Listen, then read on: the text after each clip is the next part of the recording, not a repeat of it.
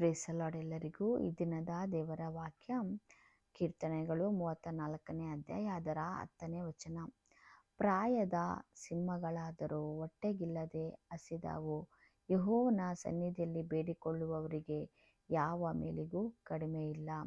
ಪ್ರಿಯರೇ, ದೇವರ ಸನ್ನಿಧಿಯಲ್ಲಿ ಬೇಡಿಕೊಳ್ಳುವವರಿಗೆ ಯಾವ ಮೇಲಿಗೂ ಕಡಿಮೆ ಇಲ್ಲ ಎಂಬುದಾಗಿ ದೇವರ ವಾಕ್ಯ ಇಲ್ಲಿ ಹೇಳುವುದನ್ನು ನಾವು ನೋಡ್ತೇವೆ.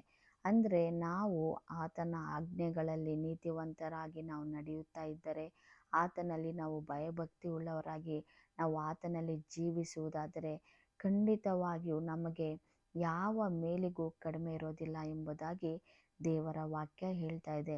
ನೋಡ್ರಿ, ಪ್ರಾಯದ ಸಿಂಹಗಳಾದರೂ ಹೊಟ್ಟೆಗಿಲ್ಲದೆ ಹಸಿದವು, ಆದರೆ ದೇವರ ಸನ್ನಿಧಿಯಲ್ಲಿ ಬೇಡಿಕೊಳ್ಳುವವರಿಗೆ ಯಾವ ಮೇಲಿಗೂ ಕಡಿಮೆ ಇಲ್ಲ.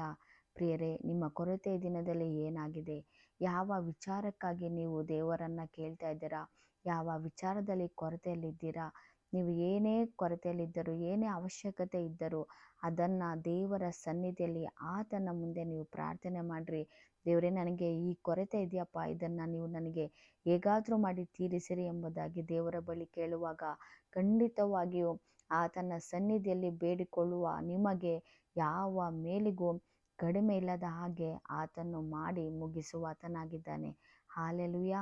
ಈ ಒಂದು ವಾಗ್ದಾನದಲ್ಲಿ ನಂಬಿಕೆ ಇಡ್ರಿ, ವಿಶ್ವಾಸದಿಂದ ಆತನ ಸನ್ನಿಧಿಯಲ್ಲಿ ಪ್ರಾರ್ಥನೆ ಮಾಡಿರಿ. ಖಂಡಿತವಾಗಿಯೂ ಆತನು ನಿಮ್ಮ ಹೃದಯದ ಆಸೆಗಳನ್ನು ಈಡೇರಿಸಿ ಆತನು ನಿಮ್ಮನ್ನು ಉನ್ನತ ಸ್ಥಿತಿಗೆ ತಂದು ಅಭಿವೃದ್ಧಿಗೊಳಿಸಿ ನಿಮ್ಮ ಆಸೆಗಳನ್ನೆಲ್ಲ ಈಡೇರಿಸಿ ನಡೆಸುವ ಆತನಾಗಿದ್ದಾನೆ. ಹಾಲೆಲೂಯಾ. Thank you.